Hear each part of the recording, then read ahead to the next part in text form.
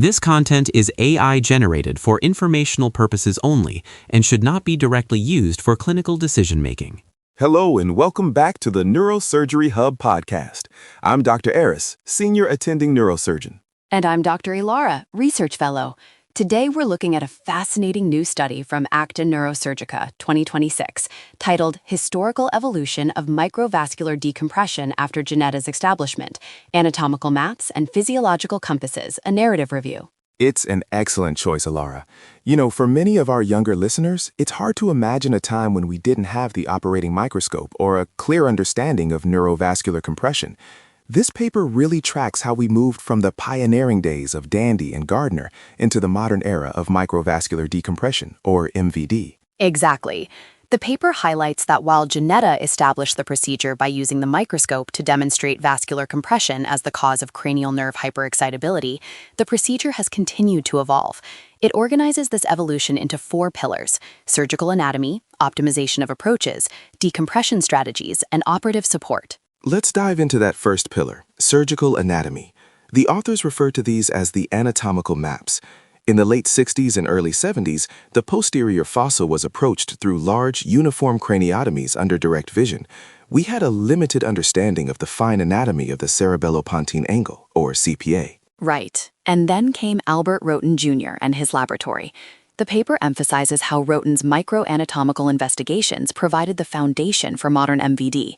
Interestingly, Roten and Jannetta were personal friends, and both were early adopters of the microscope, influenced by its use in otology and ophthalmology. Roten's work on the Rule of 3 framework for the CPA is a cornerstone here. He detailed the relationships between the trigeminal nerve and the superior cerebellar artery, the SCA, the facial nerve and the anterior inferior cerebellar artery, the ACA, and the glossopharyngeal nerve and the posterior inferior cerebellar artery, the PICA. And a key anatomical point mentioned in the review is the root entry or exit zone, the REZ. The paper explains that the REZ is where oligodendrite-derived myelin and astrocytic glia abruptly transition to Schwann cell myelin. This specific microenvironment is particularly prone to ectopic impulse generation when there is pulsatile vascular compression. That's a crucial physiological point. The central myelin portion is clustered at the cisternal surface where these neurovascular conflicts typically occur. Understanding that transition zone is what makes the map so effective for the surgeon. Moving to the second pillar, optimization of approaches. Unlike tumor surgery, MVD is performed in an anatomically normal field that isn't distorted by a space-occupying lesion. The review discusses how this allows for very tailored, minimally invasive approaches. Yes, the tailored aspect is key. For trigeminal neuralgia, we often use the lateral supracerebellar infratentorium route, but for hemifacial spasm, or HFS, the paper highlights the importance of the infrafloccular exposure. It's about minimizing cerebellar retraction. The authors note that the evolution has moved towards avoiding any unnecessary exposure, focusing strictly on the nerve-vessel conflict while maintaining the structural integrity of the surrounding tissues. Now, let's talk about the third pillar, the evolution of decompression strategies. This is where the hands-on part of the surgery has really changed. Early on, it was mostly about prosthetic interposition. Right, putting something between the nerve and the vessel. But the paper notes a shift towards non-compressive transposition. Instead of just sticking a piece of Teflon in there, we are moving the vessel away and fixing it in a way that is biologically harmonious. I love that term, biologically harmonious fixation. It suggests a more elegant solution than just padding. It's about changing the trajectory of the offending vessel so it no longer hits the REZ, often using the surrounding dura or other structures to hold it in place, without adding bulk that could cause its own compression. It's a more physiological approach, and that leads us perfectly into the fourth pillar, which the authors call the physiological compasses, operative support. This includes intraoperative neuromonitoring, or IOM, and advanced visualization. IOM is something I rely on heavily. The paper discusses brainstem auditory evoked potentials, or BAEPs, for hearing preservation, and the lateral spread response, or LSR, for hemifacial spasm. The LSR is particularly interesting. It provides a real-time compass to tell the surgeon when the decompression is adequate.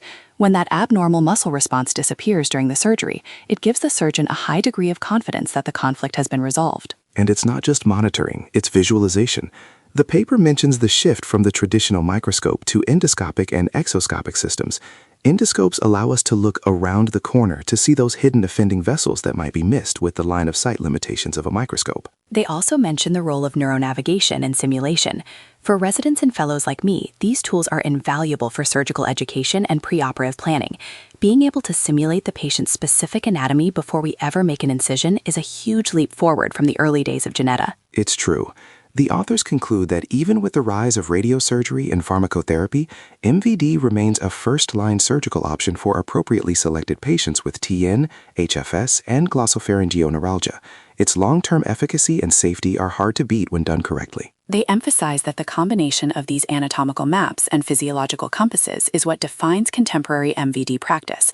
It's a standardized, safe, and durable treatment across diverse patient anatomies. It's a testament to the field that a procedure described half a century ago hasn't been replaced, but rather refined into such a high-precision art form. For our residents listening, I think the takeaway is that you need both the map and the compass.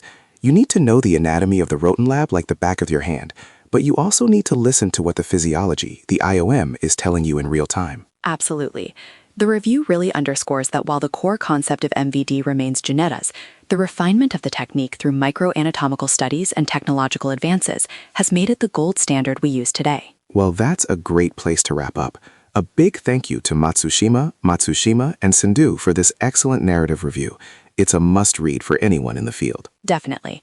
Thank you for joining us today on the Neurosurgery Hub podcast. We'll see you next time. Stay sharp.